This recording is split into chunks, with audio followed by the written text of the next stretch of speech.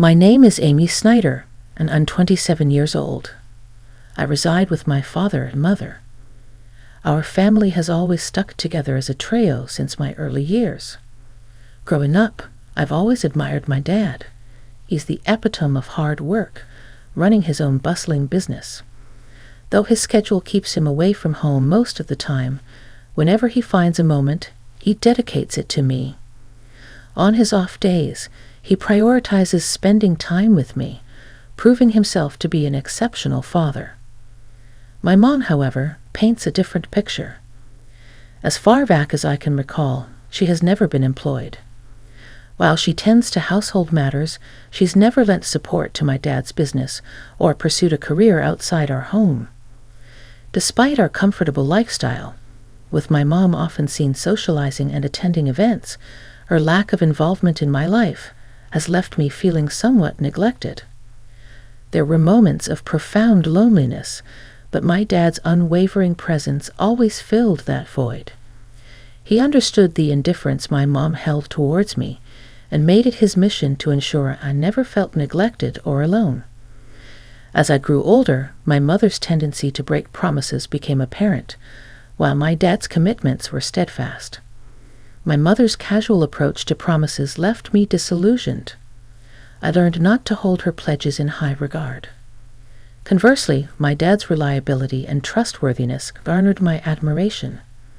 I even entertained thoughts of joining his company after graduating from university, being the only child. I saw it as a way to honor my father's legacy and continue his work. Upon reaching my 20s, my father began imparting invaluable wisdom during our outings for drinks. Meanwhile, my mother's involvement in my life remained superficial. The only time she interjected was during my sophomore year of college, when I expressed my desire to join my father's company. "Dad, I want to work at your company after graduation. I'm already preparing for it. I want to follow in your footsteps someday," I announced eagerly. "Amy, are you sure about that?" My mother intervened, her words dripping with traditional expectations. "A girl doesn't need to pursue such endeavors." "Why not?" "I want to work hard like Dad," I insisted. "A woman should find a good man and let her husband provide for her," she countered, echoing typical sentiments. Disheartened by her lack of understanding, I chose not to engage further.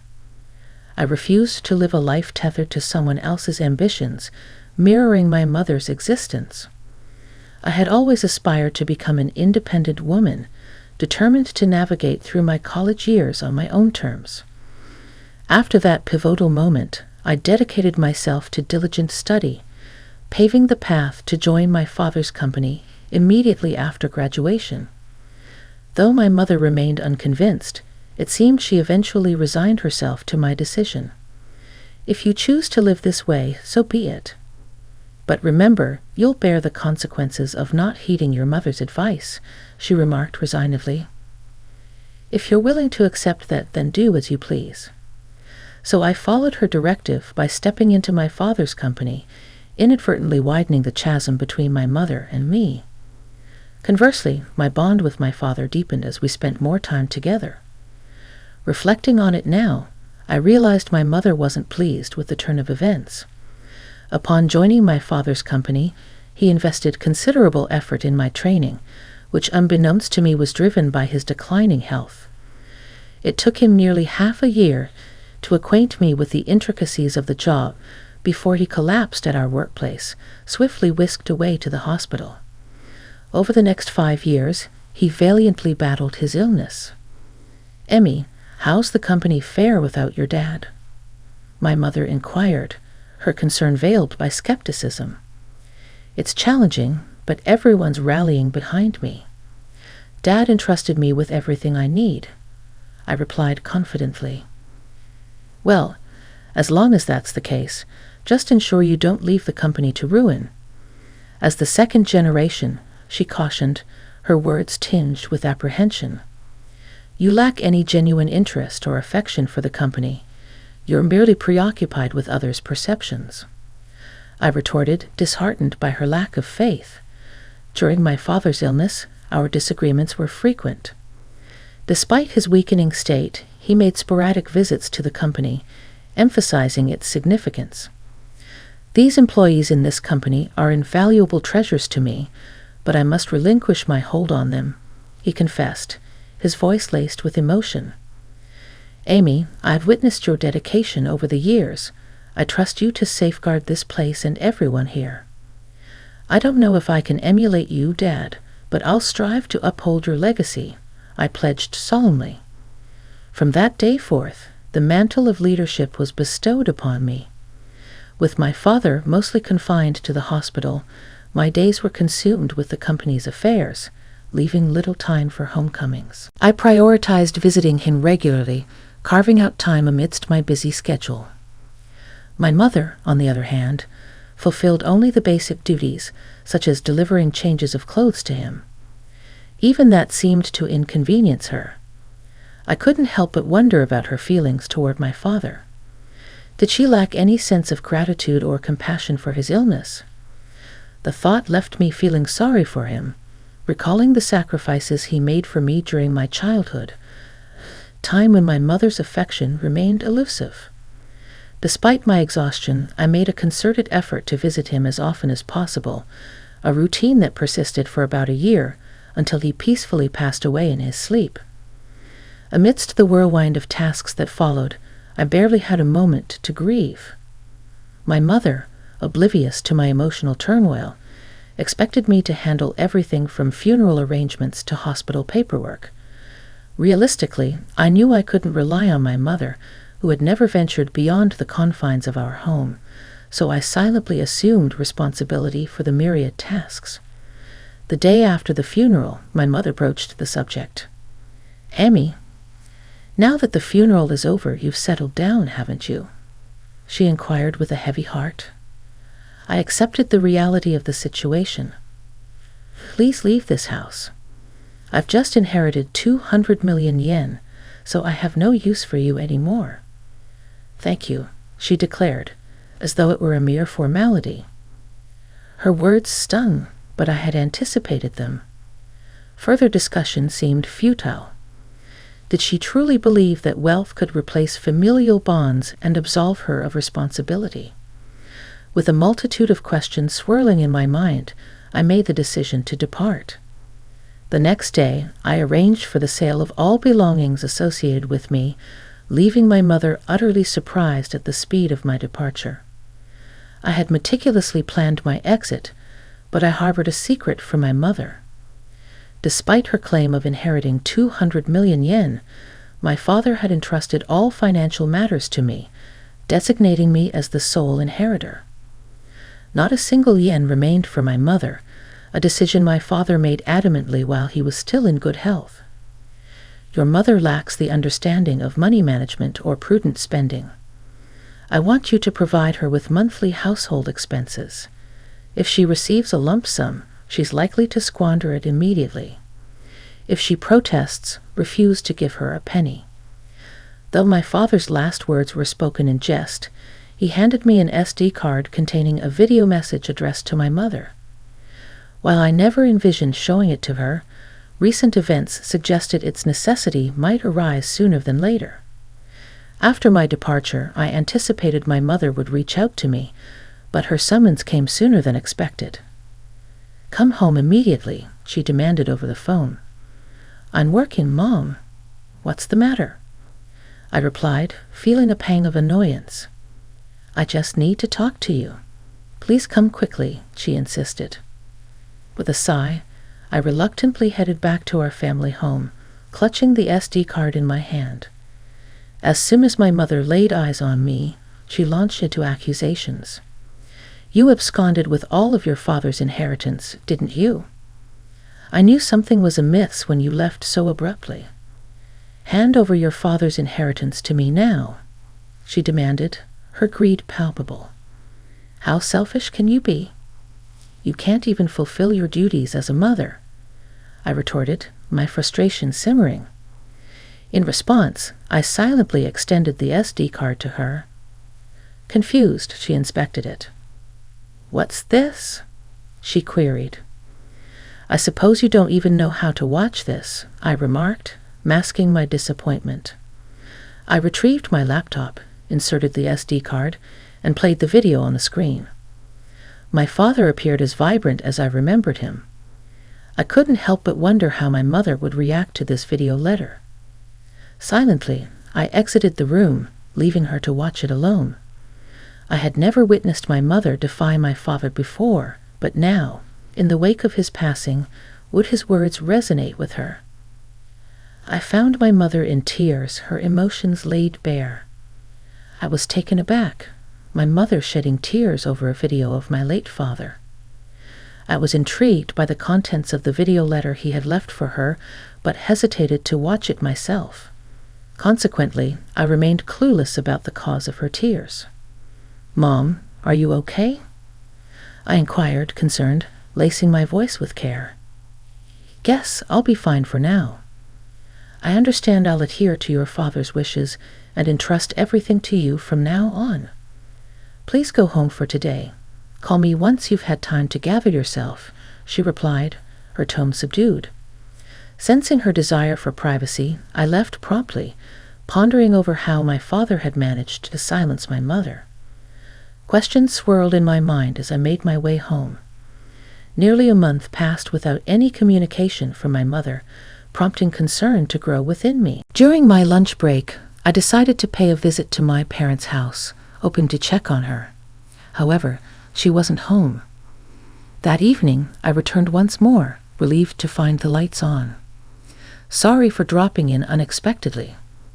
I came by this afternoon, but you weren't home, so I grew concerned," I explained upon seeing her. "I'm sorry. I was out for my part-time job during the day," my mother explained. "A part-time job?" I echoed incredulously. My understanding of my mother painted her as someone vehemently opposed to work. How had it come to this? "Didn't you watch that video?" "It was a video letter addressed to you," I retorted, baffled by her sudden change in behavior.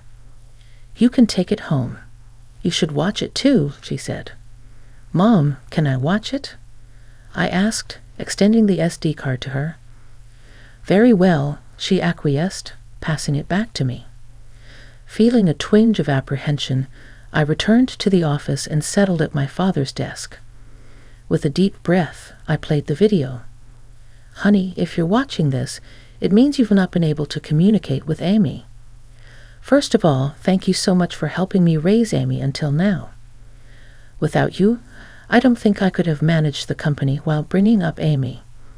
My father's voice resonated through the room as his words continued. A sense of unease crept over me, and then he uttered something unexpected, something that shook me to my core. "You've taken care of Amy even though she is not your child, and I have nothing but gratitude for you.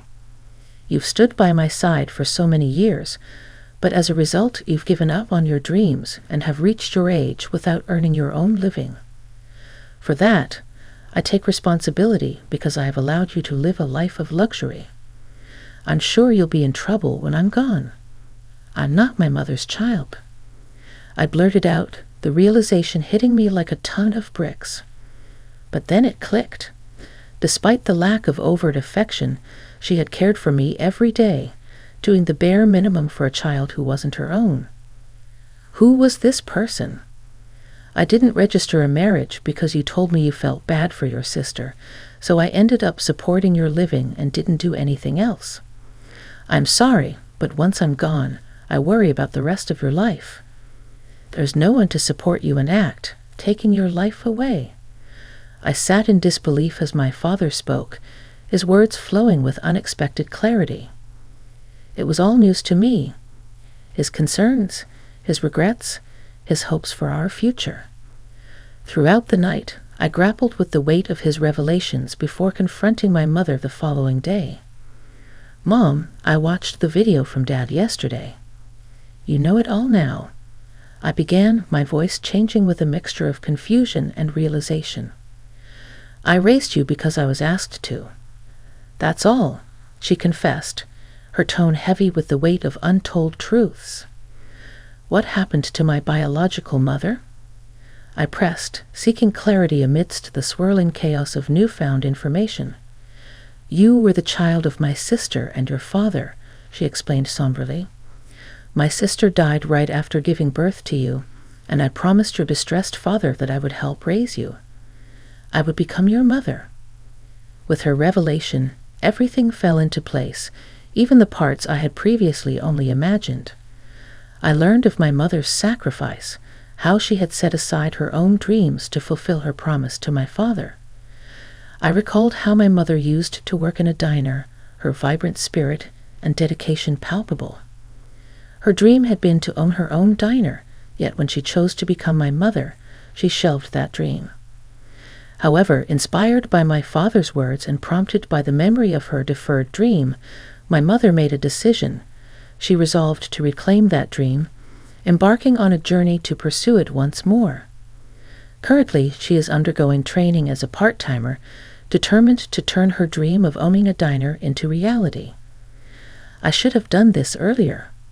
Working is fun and suits me. "I had no idea, so it's my fault you didn't work," I said. "I'm really sorry for not knowing anything," my mother admitted, her tone filled with regret. "It's not your fault, Mom. I made the decision myself, but I'm not good with children, so I couldn't handle you well. I'm the one who caused you trouble," she continued, taking responsibility for her actions. As we conversed, I realized it was the first time we had such an open dialogue. At this stage in my life, I finally felt like I had come to understand my mother a bit better. Our conversations became more frequent, leading us to a decision to use the money left by my father to fund the opening of her shop. Once she started working, my mother became somewhat more humble. She hesitated when the topic of funds for the shop came up, a behavior that would have been unimaginable not too long ago. While maintaining my regular job, I'd also assisted with the opening of her diner, which brought me into frequent contact with my mother, fostering a newfound relationship between us. Regarding living expenses, she insisted on managing them with her own income, refusing to accept help from my father's inheritance. "Promise that you'll tell me if you're struggling. After all, Dad trusted me to take care of you," I urged her. "I'll be fine living on my own. It doesn't cost that much. But in terms of my diner's expenses," she trailed off, her determination evident. "I'll be relying on you, of course. I'm looking forward to it too, so do your best," my mother encouraged, her eyes filled with hope and anticipation. After many years, we finally became a real family, and now we are living harmoniously. She isn't my birth mother, and perhaps it was just the right time for me to learn this truth. Your diner is finally going to open tomorrow. Your dream is coming true, I remarked, filled with pride as I watched her dedication. Seeing you work so hard at that company reminded me of my own dreams when I was younger. I believe that's why I've made it this far. It's all thanks to you and your father." "Thank you so much, Mom," I expressed my gratitude, feeling a deep sense of appreciation. "Promise me to always be my mom, Amy," she implored, her voice filled with sincerity. "From now on, let's get along even better than before. After all, we only have each other," I replied, feeling a newfound sense of closeness. Upon my father's death, the truth was revealed, and I accepted the reality of our situation, deciding to live on with just my mother and me. I contemplated moving back to my hometown and living together with her again. I don't cook, so my mother is concerned about my poor diet and is supportive of me coming back, I explained, feeling touched by her care. My father would probably be surprised that we're getting along so well. His house, company, and inheritance that he left behind. I'll protect them at all costs while continuing to get along with my mother. In order to become a real family, I vowed, determined to honor my father's legacy. We visited the graves of my father and my biological mother, my mother's older sister, to give our daily life updates. After going through the process of adoption, I finally became registered as my mother's daughter, forging a bond that transcended bloodlines.